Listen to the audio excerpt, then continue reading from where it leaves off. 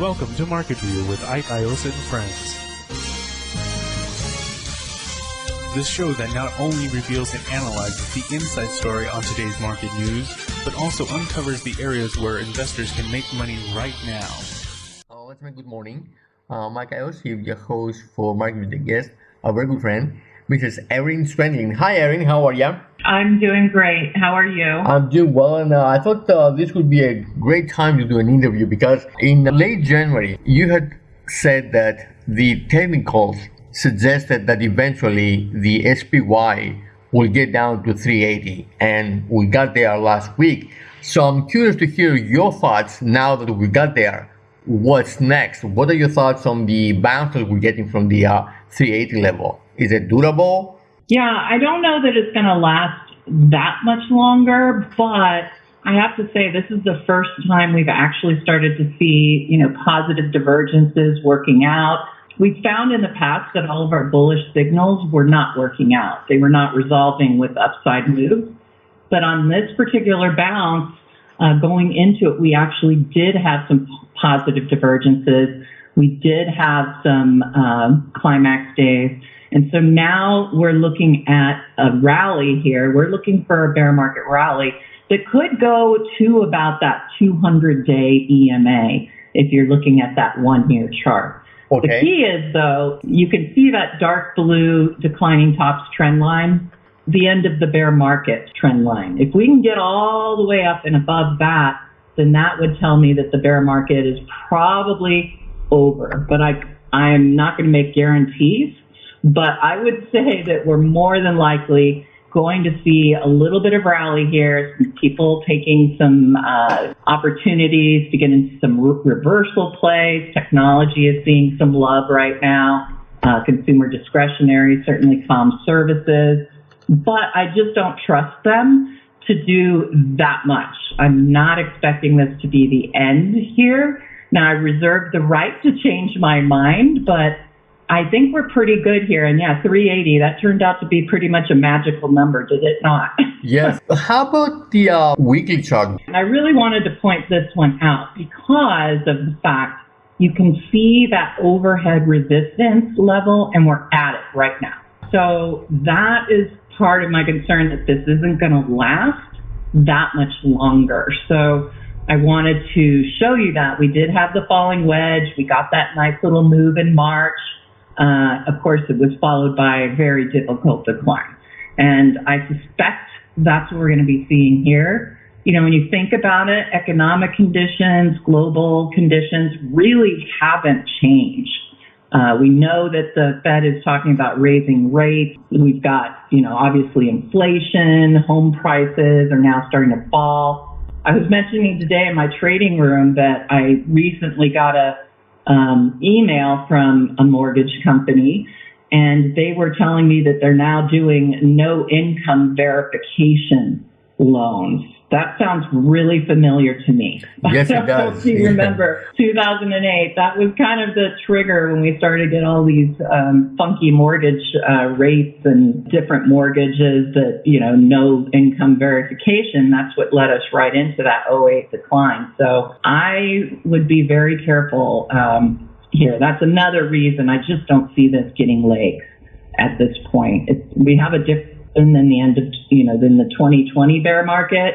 The situation's just different this time. So I am still looking for this bear market to continue, but I think there are going to be some opportunities right now in the market, in those spaces that are more growthy, as we say. But I just think if you're going to do that, just be really, really careful, because we're talking about reversal plays in a bear market, and that is a very high risk situation. And when you look at the weekly chart and see that overhead resistance is holding currently for the week, that does give me some pause. So that's why I'm just not quite certain that we're going to continue in this way. But I did bring my chart to show you just some of these positive divergences that led into the current rally we're having.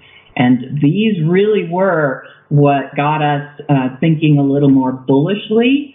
We got that rebound that sort of formed that double bottom there. And we got that rebound. That's what set up these positive divergences. So this rally isn't a complete surprise to us.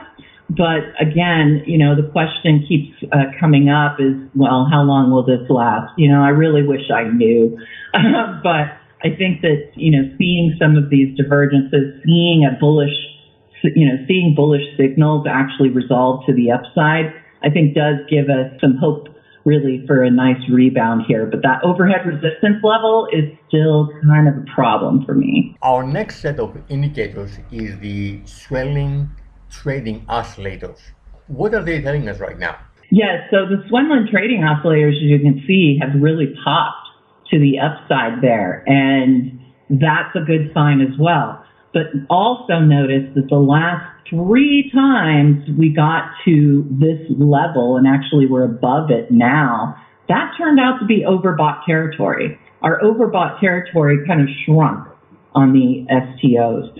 So what we're seeing right now with those readings are, I would say, overbought readings. So again, something to keep in mind. Maybe this time we'll see those Swenlin trading oscillators get up to 400, which was overbought territory previously. So I'll be keeping an eye on that. Intermediate term, those ITBM and ITVM, again, those positive divergences, they're still rising. That's really good for the intermediate term, but we're still not in positive territory on them. So again, something that kind of concerns me that, this isn't going to stick around. But if we do see those positive readings on those ITBM, ITVM, that would be a good sign for the intermediate term. And then, at that point, maybe you start talking about the end of this bear market. But I'm just not seeing this as the end. And a lot of analysts out there are also very skeptical about this current rally. And depending on how many people pile in here, that will be interesting because, again, with a bear market, we're looking for capitulation. And so the fact that we're getting this bounce, and if we're going to get some high volume today on the bounce, that will be a very interesting situation. So keeping an eye on that. But so far, so good. I would just say that those Swenlin trading oscillators are in overbought territory right now. Now, our next chart is USO, the oil ETF. What is the technical message from the chart? Is oil still going higher? Yes. And this one, I know that a lot of us have been watching this one. It's pretty much a textbook ascending triangle. Yeah. And you can see on that last trough that price did get just below that 20-day EMA, but then rebounded. And at that point, Carl and I are thinking that, this is that chance. This is probably going to be the breakout point because price did not have to go down and test that 50-day EMA and that rising bottoms trend line. So the fact that it reversed when it did made us believe that we were going to get this breakout. We're getting the breakout. And I have to say, anything oil related right now, integrated oil and gas, exploration and production, pipelines even, all of those are going to start seeing more movement. They've all been doing very similarly, moving sideways in a trading range. And now they're all starting to break out. And I see a lot more upside here for oil. And in particular, those stocks within that oil services, like I said, all of that energy sector related to oil. Now, next chart is the Dow Jones Steel Index, right? Yes. So today in my trading room, what I do for my DP Diamond subscribers, every Friday we have a trading room for like an hour and a half during lunchtime for the East Coast. And at the end of that trading room, I do a sector analysis and drill down so that I can find, what looks good going into the following week. And steel really came to the forefront for me when I was looking at industry groups. This group is really starting to move. And I love the way we're getting that turn, that nice rounded bottom. And then notice, too, we're trading above that 50-day EMA. Now, I will caveat that we are up against overhead resistance right now at that earlier March top. It kind of, goes with those bottoms that we saw in April. So that could be a problem for steel. But man, when you look at these indicators, that RSI just getting positive, the PMO just giving us a crossover buy signal, stochastics now just reaching above 80. And then look at the performance against the S&P. And that's really great because considering the S&P has made a bit of a reversal here, seeing this outperform even when the SPY is doing well is a great sign, I think, for steel. So that's kind of my industry group to watch going into next week. And then as part of what I do in that diamond mine trading room is we also try and tease out some stocks that might be on the rise here. So I always like to bring a stock for you guys. And I do have a couple in steel that I'm looking at, but CLS was really one that came to mind again when I was looking at the different steel stocks in the trading room this morning. This one just really has a great upside potential on it.